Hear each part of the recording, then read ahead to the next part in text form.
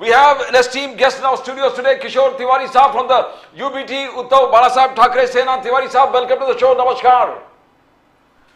We got Shailesh Pandey from the Bharatiya Janata Party. Pandey, welcome to the show. Namaskar. Asif Farooqi Saab from the Indian National Congress. Farooqi Saab, namaskar. Welcome to the show. Tiwari Saab, we start from you. Kishore Tiwari Saab. Tiwari Saab, Eknath Shinde ji, Shiv Sena Eknath Shinde जी का कहना एकनाथ यानी एक न्याय, there is no justice will be delivered and there will be no delay in the delivery process of justice. Tiwari साहब, किशोर तिवारी साहब. प्रदीप, ये देखो, मैं अभी बताता हूं तुमको कि न्याय पालिका देती है और एग्जीक्यूटिव अपना काम करते हैं, लॉ एंड ऑर्डर पुलिस देखती है.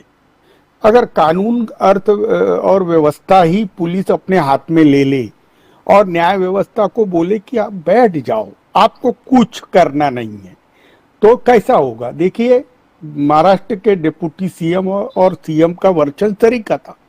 मैं आपको पूरा किस्सा सुनाता हूं कि अक्षय शिंदे की चार्जशीट तो फाइल हो गई और अक्षय शिंदे पर गंभीर चार्जेस थे और मेरे मित्र उज्जवल निगम ने इतना विश्वास बताया था कि उनको फांसी की सजा तो होना ही है.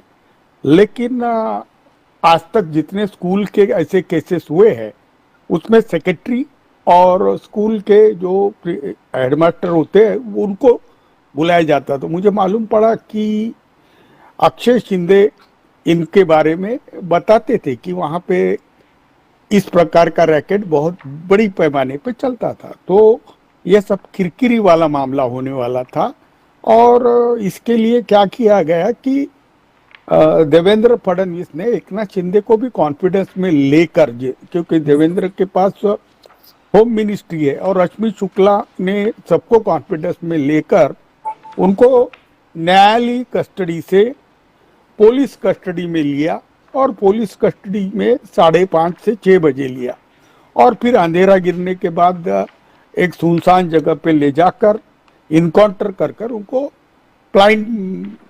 ब्लैंक इससे उनको सर में गोली मार के मार दिया.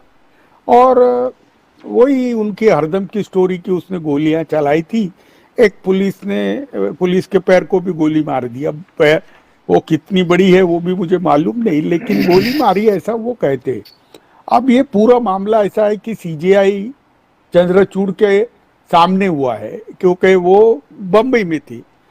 अब ये इनकाउंटर पूरे इंडिया में हो रहे हैं और महाराष्ट्र में भी बहुत बार इनकाउंटर हुए, लेकिन न्याय व्यवस्था ने कभी जस्टिफाई किया नहीं. जिन्होंने इनकाउंटर किए उन पे 302 की धारा में गुनाह दागे गए. और मैं चाहता हूं कि महाराष्ट्र एक प्रोग्रेसिव स्टेट था, उसमें लॉ एंड ऑर्डर के लिए जो हार्डकोर क्रिमिनल थे उनका इनकाउंटर किया जा रहा था. लेकिन ये पॉलिटिकली एक केस थी जिसमें बच्चियों का शोषण हुआ था और ये शोषण का बड़ा रैकेट चल रहा था. ऐसी बात भी बाहर आई.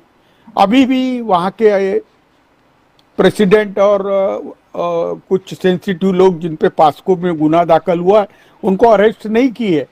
वो सागर बंगले के आश्रय में रह रहे हैं तो उनका तो अरेस्ट भी नहीं हुआ. और उन्हें बताने का और अक्षय शिंदे का अगर जो केस लाया था उन्होंने कि उनके वाइफ ने उनके उत्पादन का या अननेचुरल सेक्स का एक आरोप लगाया था, तो उसका इंट्रोगेशन तो वर्चुअल भी हो सकता था या फिर पुलिस इंट्रोगेशन वही कर सकती थी. लेकिन एक साजिश के तहत ये सब कुछ हुआ और एक ये सुनियोजित और षड्यंत्र कर राजनीतिक मंशा से ये हत्या की गई क्योंकि कोर्ट का डिसीजन बहुत लेट आता था. लेकिन इलेक्शन तो अभी आ चुके हैं मुंह पे और इलेक्शन मुंह पे आने के वजह से ये सब किया गया. बाद में उसको वहाँ पेड़े बांटे गए. बीजेपी ने ट्रोल किया कि ये हमारा सीएम वीरम है और बहुत ही क्रेडिट तो ले रहे, एक नाथ एक न्याय. बाद में सीएम डिप्टी सीएम भी क्रेडिट ले रहे हैं.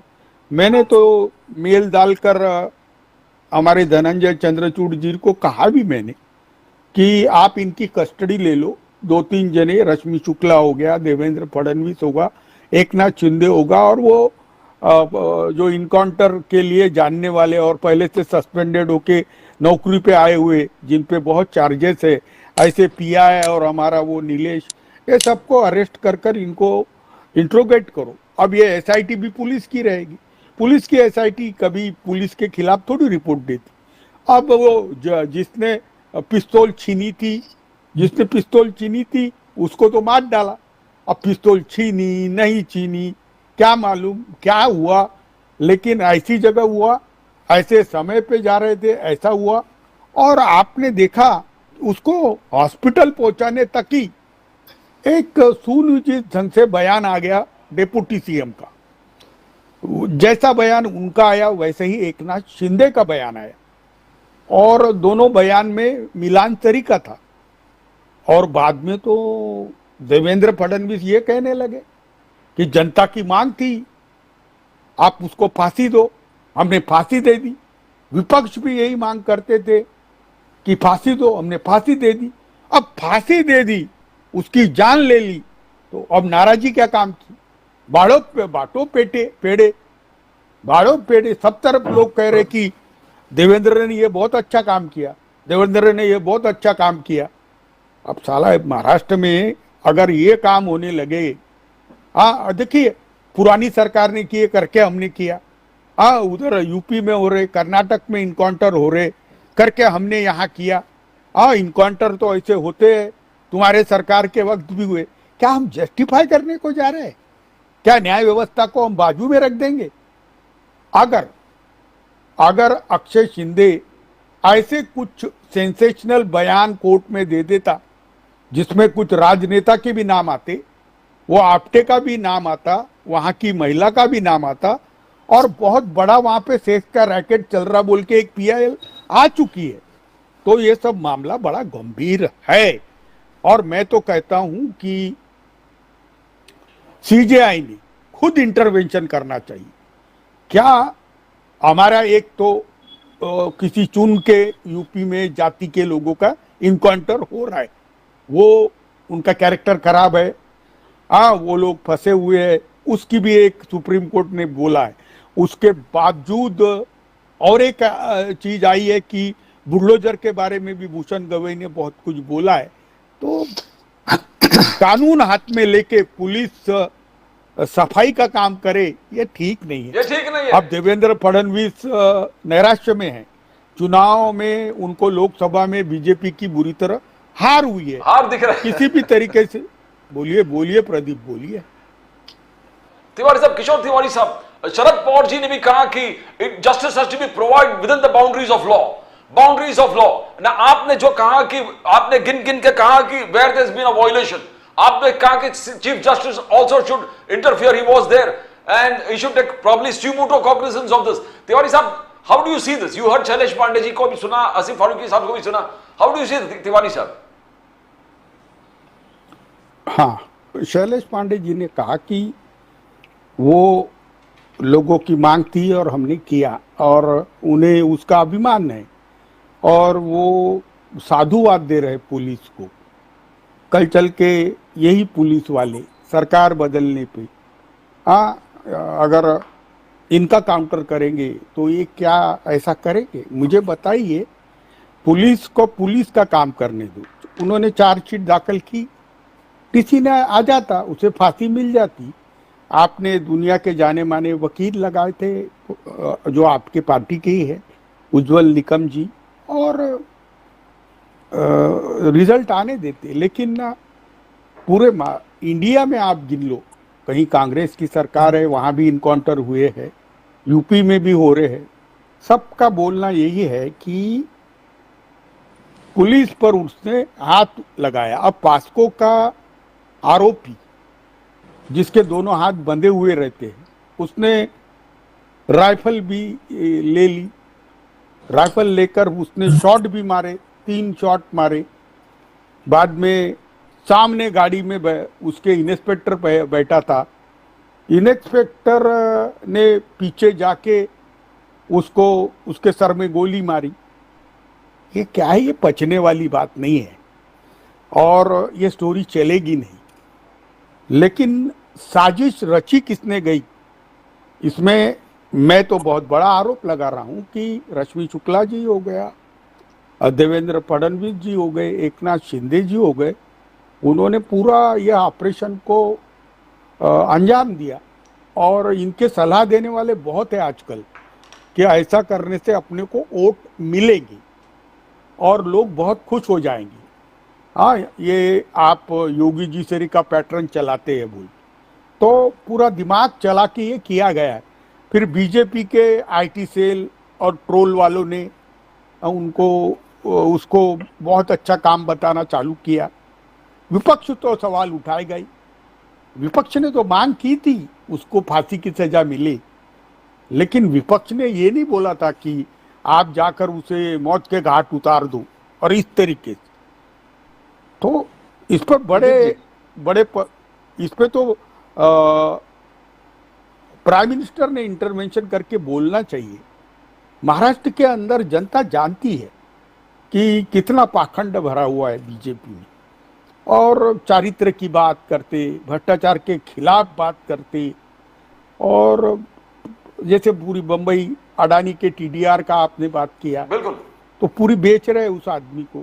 तो ये है ना, आक्रांताओं के बस में चले गए। प्रदीप जी, जैसा ही ऑपरेशन किया, इधर चंद्रचूड़, उधर अमित शाह को जाके मिले।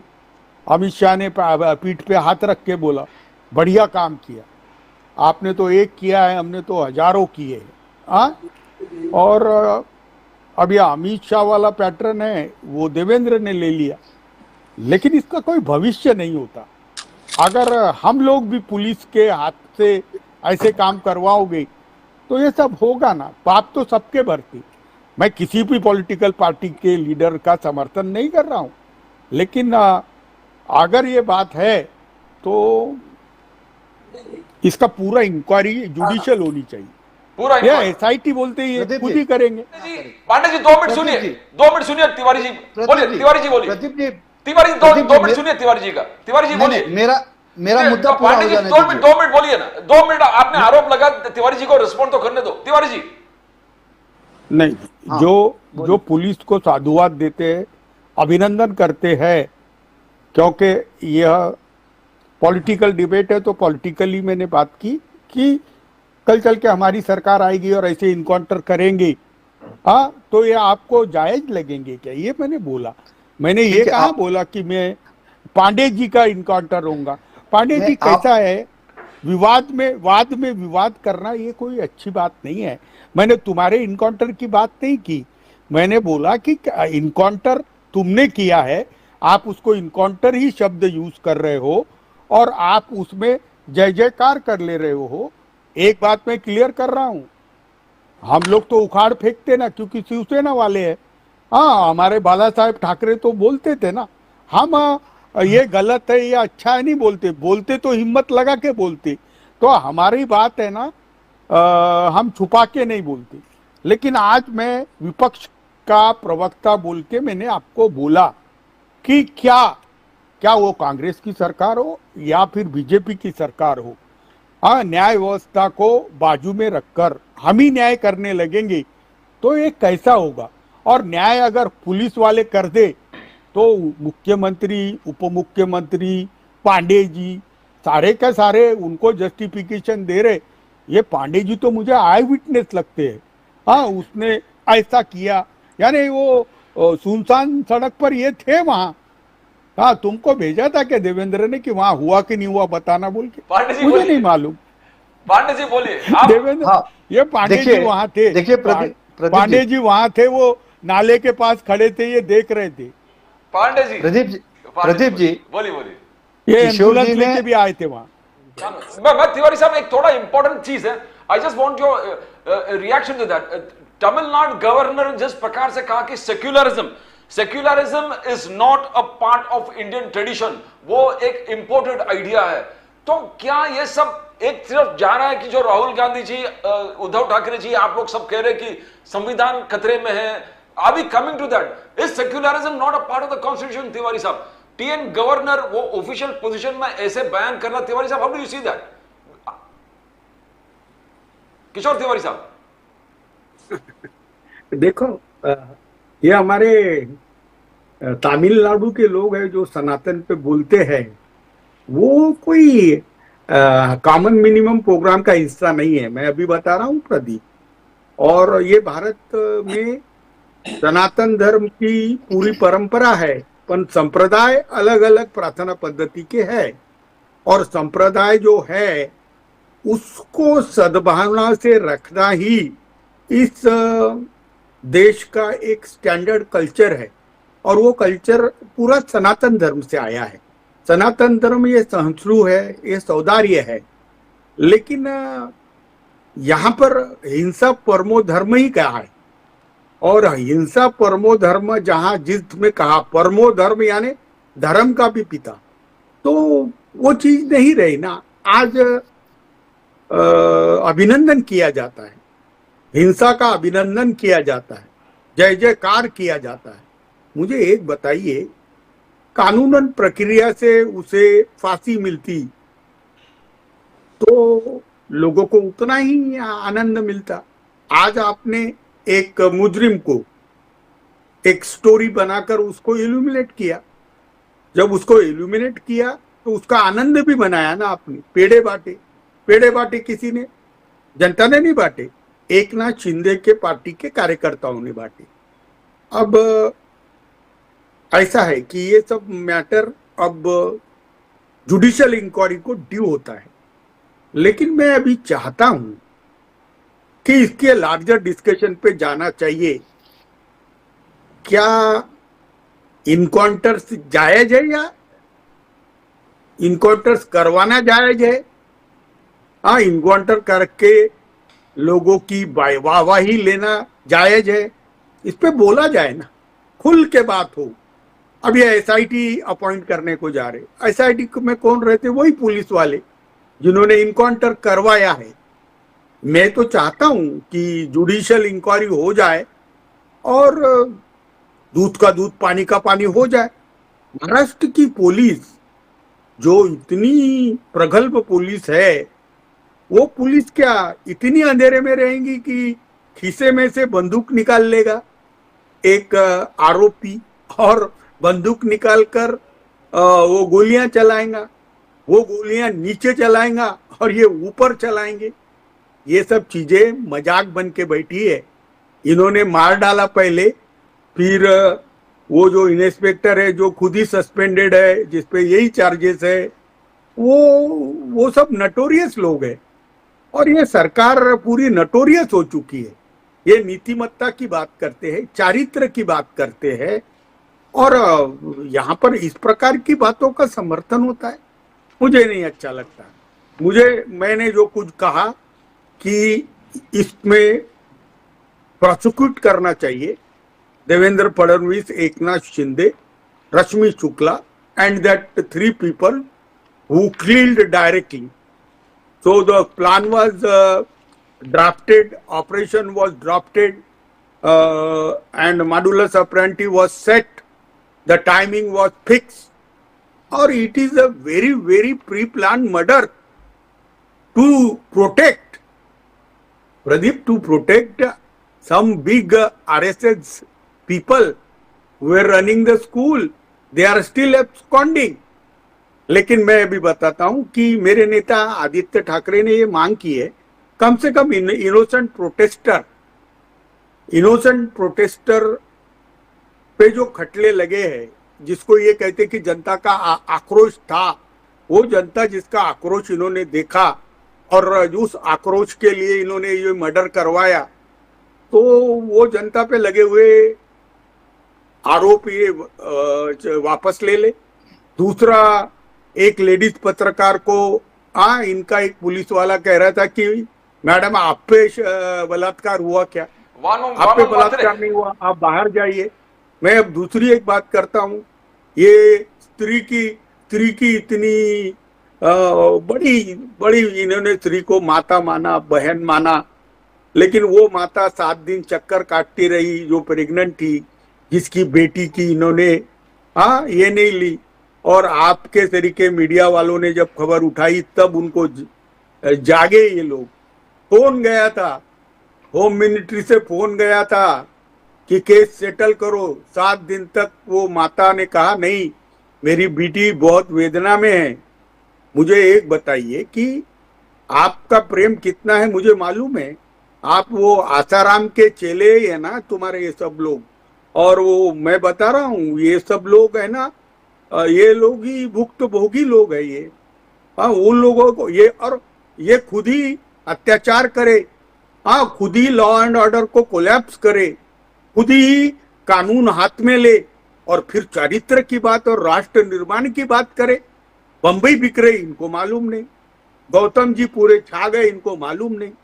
ये लोग है ना, महाराष्ट्र में 10 लाख करोड़ का इन्वेस्टमेंट हुआ है, ये किसी भी हालत में चुनाव जीतना चाहते हैं। ये एक इनकाउंटर से अगर लोग इनके तरफ नहीं मुड़े होंगे तो, और मुझे ये पांडे जी बताएंगे कितने इनकाउंटर कराना चाहते हैं। I want your comment on what Farooqui साहब said. फारूकी साहब ने कहा अफजल गुरु वाले इशू उन्होंने हाईलाइट करा। अब अफजल गुरु और कश्मीर में बहुत बड़ा मुद्दा बन गया है। अमित शाह जी और पूरे कहा कि Afzal Guru has been, he was a terrorist. तो how do you see that Afzal Guru का एग्जांपल देना इस प्रकार से? उन्होंने कहा कि whatever he was given full trial, full justice, उनको लड़ने का हर मौका दिया। After the supreme court presidential pardon, every process was, but Afzal Guru का टॉपिक आज के तारीख में कश्मीर से रिलेटेड आपका कुछ विशेष टिप्पणी, बिकॉज आपका स्टडी इसमें बहुत अच्छा है। How do you see it? Because BJP is totally opposing it. Farooq Abdullah और अमर अब्दुल्ला कह रहा है कि अफजल गुरु की तरफ से हमको सिंपैथाइज करना चाहिए फारूक अफजल गुरु पर। How do you see the Afzal Guru angle, Tiwari साहब? नहीं, अफजल गुरु को जो कुछ हुआ वो कानून के तहत हुआ, और उनको एक कहना था कि कानून की प्रोसीजर हमने फॉलो की, उसका इनकाउंटर नहीं कराया।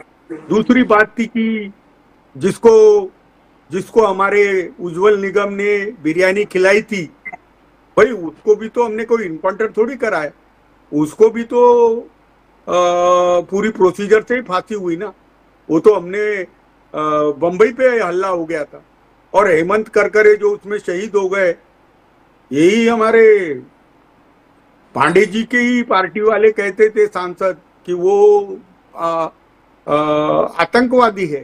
देखिए, बीजेपी ये पाखंडी लोगों का गट्ठा है। हाँ, इनमें कोई चारित्र नाम की चीज नहीं है। ये कुछ भी कर सकते, ये देश को बेचने निकले हैं, ये कुछ भी कर सकते, ये दो गुजराती कुछ भी कर सकते। मैं अभी बता रहा हूँ ना, मुझे अमित शाह ने क्या कितना नरसंहार किया गुजरात में, वो वही पैटर्न लेके आए थे। तो आज नागपुर में जैसे ही पहुंचे तो उन्होंने देवेंद्र फडणवीस की पीठ पे हाथ रखा, बेटा बहुत अच्छा काम किया बोले। यानी ये लोग कानून में, व्यवस्था में कभी ही रखते नहीं। ये इनकाउंटर स्पेशलिस्ट है ये खुद, और बंबई हथियाना चाहते, महाराष्ट्र हथियाना चाहते, बंबई पूरी बंबई वो काबिज करना चाहते हैं। और ये तो पानी के गिरमिटिया मजदूर है ये लोग। आपको मालूम है ना, जो फिजी में गए थे, सुरीनाम में गए थे, मॉरिशस में गए थे, वो गिरमिटिया मजदूर थे। वैसे ये गिरमिटिया मजदूर है, इन्होंने अपनी अस्मिता बेच दी है अडानी को, और अडानी 1 लाख करोड़ रुपया खर्चा करके यहाँ सरकार बना रहा है। प्रदीप जी, मैं बता रहा हूँ, तिवारी जी खत्म करके आपके पास आप खूब बोलिए पांडे जी। मैं बोला बहुत आरोप लगे आप पे। तिवारी जी बोलिए and then will go to Pandey ji. Tiwari ji बोलिए। नहीं, पांडे जी को मैं, पांडे जी तो एक इस पूरे गेम के छोटा प्यादा है। प्रमुख तो देवेंद्र फडणवीस है, और दुखियारा आदमी तो हमारे नितिन गडकरी है। मैं जब बोला कि 5-5 हजार करोड़ रुपया देके यार एमएलए खरीदे, उन्होंने मुझे बताया कि 5-5 हजार नहीं,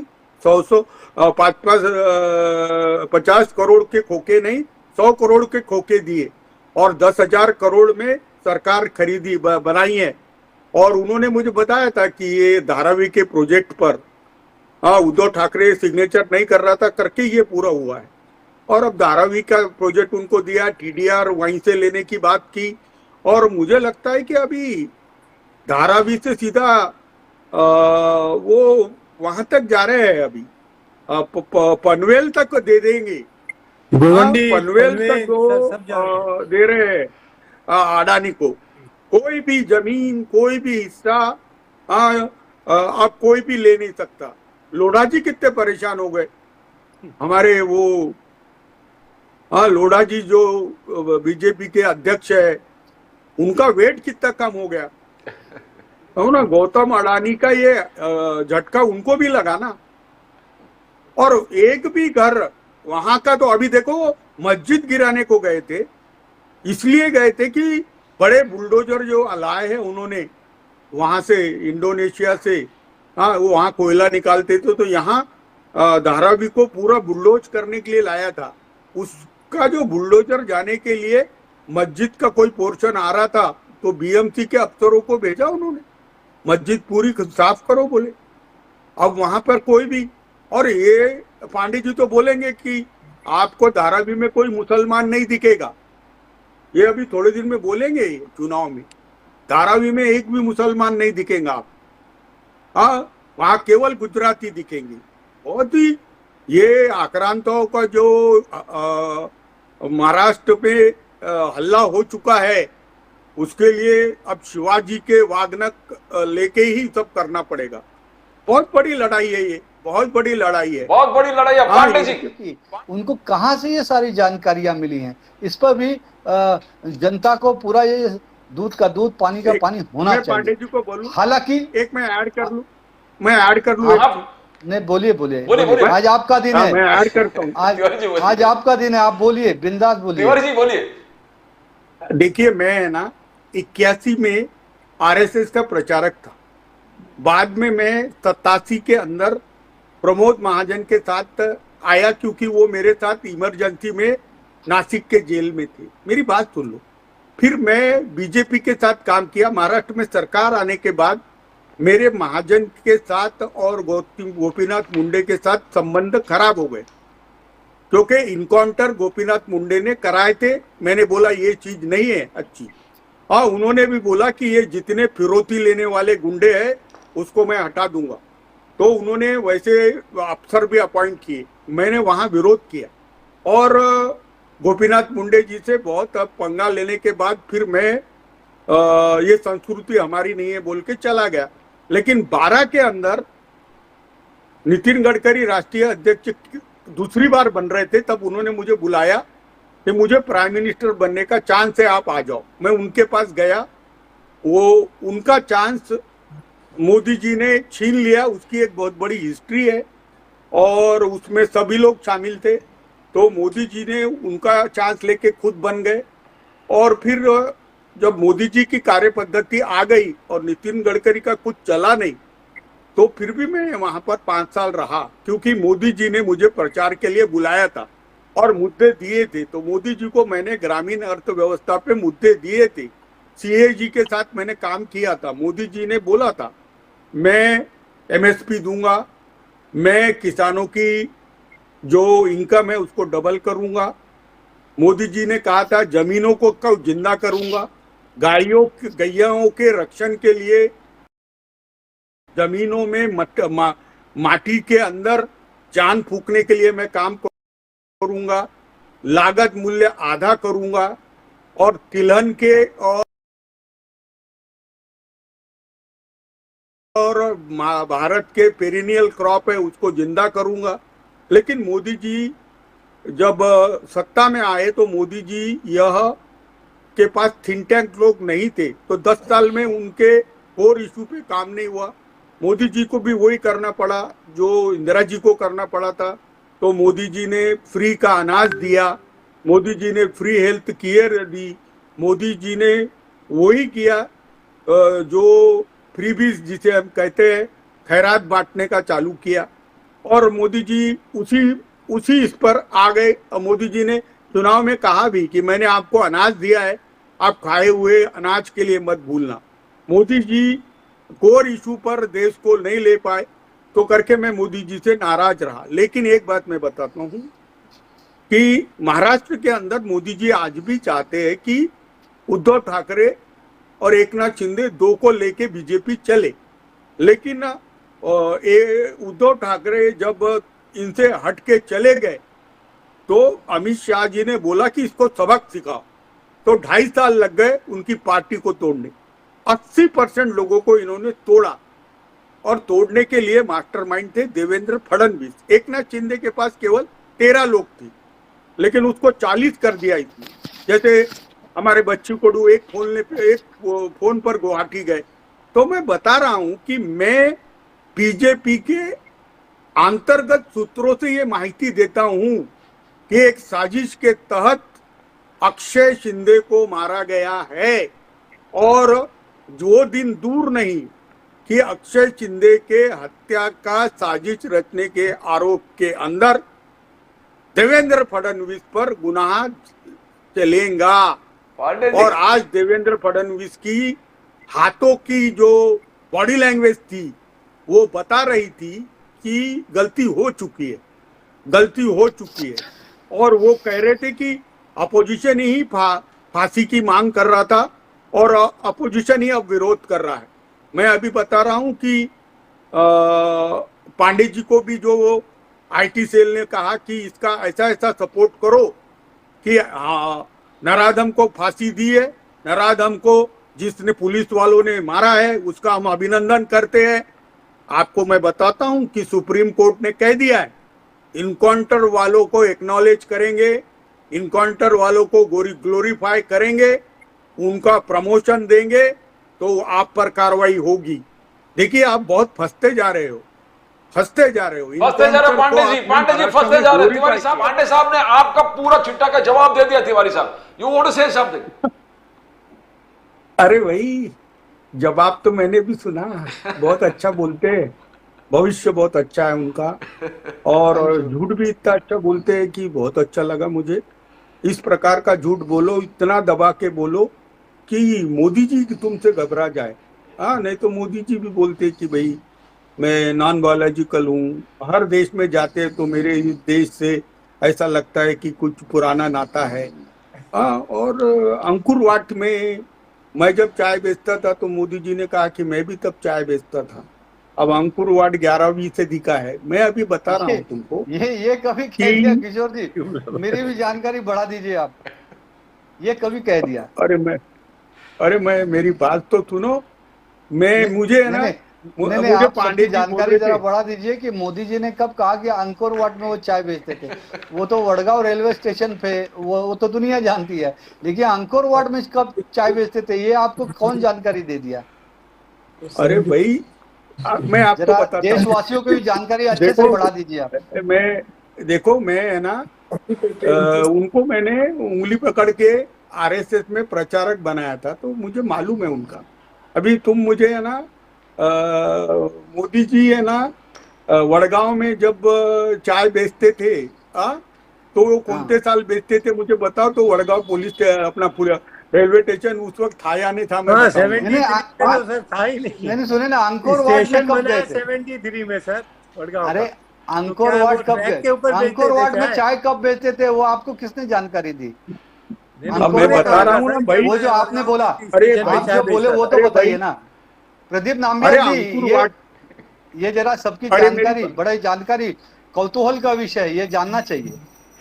मगर कांग्रेस ने तिवारी साहब कहा कि मोदी जी 29 यूएस स्टेट्स में, यूएस के 29 स्टेट का विजिट किया था जब पॉलिटिकल एंट्री नहीं किया था। राहुल गांधी ने चार्ज लगाया है, कांग्रेस ने चार्ज लगाया है 29 स्टेट का सफर बिफोर कमिंग इनटू पॉलिटिक्स। ऐसा कुछ है तिवारी साहब? आप तो बहुत करीब से देखे हो सबको तिवारी साहब। नहीं, वो महाअवतार बाबा थे ना, उनसे भी मिले थी, और लाहरी बाबा के साथ भी काम किया उन्होंने।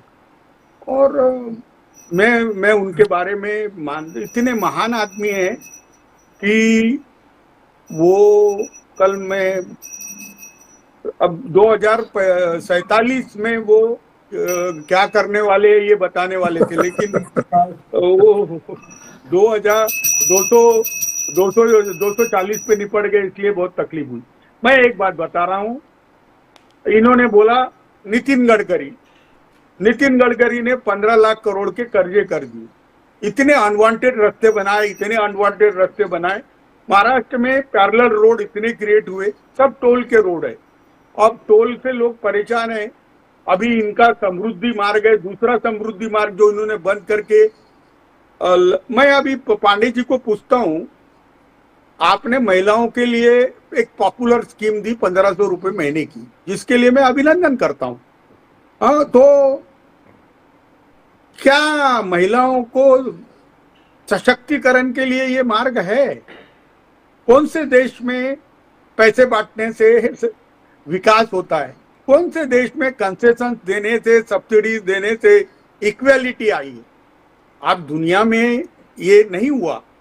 दुनिया में विकास का मॉडल नहीं है। मोदी जी जो पहले 10 साल बोलते थे, हाँ, उस पे नहीं चला, काला पैसा नहीं आया। आपके बैंक वाले पूरे करप्ट थे। हाँ, आपने पैसा जितना जमा किया उसमें भी काला मनी बहुत जमा किया, तो टोटल जो करेंसी फ्लो कर रही थी उससे 2 लाख करोड़ पैसे ज्यादा आ गए।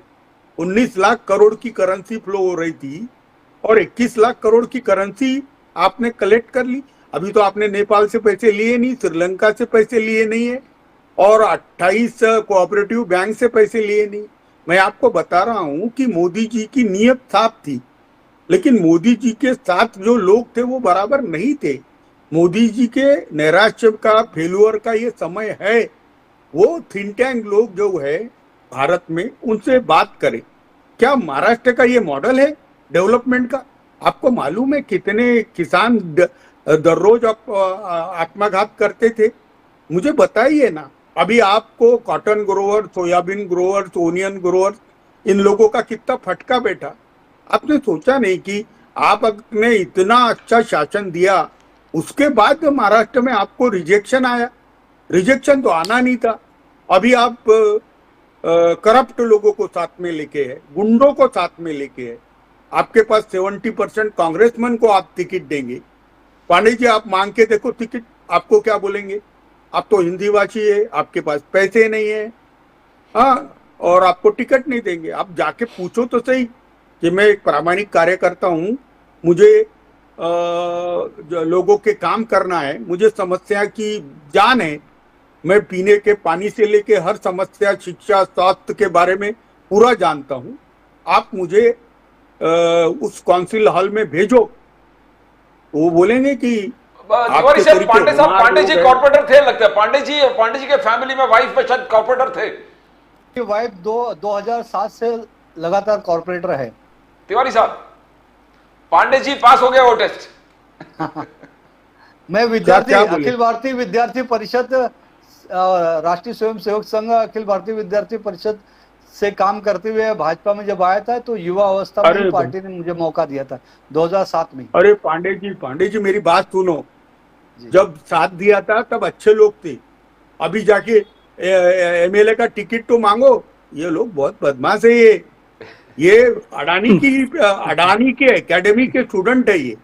तुम है ना, लाल कृष्ण अडवाणी, हसू अडवाणी वाली थी, हाँ, बळवंतराव देशपांडे वाले जमाने में थे। अरे मेरे पिताजी तो पहले 5 प्रचारकों में थे और मैं इमरजेंसी में जेल में था। मैंने नजदीक से देखा। ये पूर्ण सब सर्व गुण संपन्न लोगों की गैंग है ये बंबई को लूट रही है। ये इनके इनकाउंटर होने चाहिए अगर महाराष्ट्र को सुजलाम सुफलाम करना है। तो मैं भी बता रहा हूं, आप किसकी बात कर रहे हो? आप अच्छे लोगों के साथ नहीं हो, आप पाप के भागीदार मत बनो। मैं अभी बता रहा हूं तुमको, अभी उनकी सत्ता है इसलिए वो अच्छे हैं, मत बोलो उनको, वो अच्छे लोग नहीं है। अरे कल ही मार डाला ना उसको। और मैं जो बता रहा हूं ये मुझे एक बड़े पुलिस वाले ने बताया और इतना खुल के बोल रहा हूं। कोर्ट में जा सकते वो? किस कोर्ट में जाएंगे जहां जज बिके है? किस कोर्ट में जाएंगे? हाँ, जो जज रिटायर हो रहे इसलिए अभी से ही आरती करवा रहे हैं, हाँ, तो उनको कहीं अपॉइंटमेंट चाहिए। सारे ब्यूरोक्रेट करप्ट है। हाँ, अभी तो पूरे दलाल मिलेंगे, मंत्रालय में जाओ। और अभी आपने पेटियां बांटी, आपने बर्तन बांटे, 50%। अभी आप दिवाली में किट दे रहे, 50% कमीशन का रेट हो गया। सारे में पैसे खा रहे भाई, बहुत करप्ट लोग हैं। आप दोनों को सुने, फारूकी साहब को भी सुने, पांडे जी का ऑफर भी सुने। तिवारी साहब, you are a giant leader, बोलिए। नहीं, ऐसा मैं जाइंट किलर नहीं हूं, लेकिन मैं इस उम्र में मुझे सत्ता संपत्ति वगैरह नहीं चाहिए। मुझे क्या है कि समाज में काम करना है, तो समाज में काम करने के लिए कोई पोजीशन की कोई आवश्यकता नहीं है। और चापलूस लोगों का जमाना है, चांडाल चौकड़ी सब तरफ सक्रिय रहती है, और तो मैं सलाह देने के मैं योग्य नहीं हूँ। सलाह क्या दूंगा मैं? हाँ, मुझे उनको ऐसा क्यों लगा कि बीजेपी वाले उनको दरकिनार कर रहे हैं या उनकी पार्टी को खत्म कर रहे हैं, ये इन्होंने सोचना चाहिए। और उन्होंने इतना बड़ा संबंध तोड़ के चले गए और आपने उनकी पार्टी को पूरा तोड़ के तहस नहस कर दिया। लेकिन अभी 5 लोगों के साथ भी वो महाराष्ट्र में अच्छे से बार्गेन कर ले, और महाराष्ट्र में उनको सीएम बनाने के लिए अगर सीएम प्रोजेक्ट किया तो, क्योंकि कांग्रेस वालों ने, बहुत लोगों ने, जैसे वो अहमदनगर के जिले का एक नेता है, कोई वहाँ के सातारा का जिला है, भंडारा वाला है, नागपुर वाला है, इन्होंने राज तिलक करके रखा है, और जयंत पाटिल ने भी राज तिलक करके रखा है। तो उद्धव जी को अगर प्रोजेक्ट करते हैं तो मुझे लगता नहीं कि बीजेपी का कोई चांस बनने वाला है। कोई chance. Thank you so much, thank you Tiwari sahab, thank you Pandey ji, thank you Farooqui sahab, thank you so much.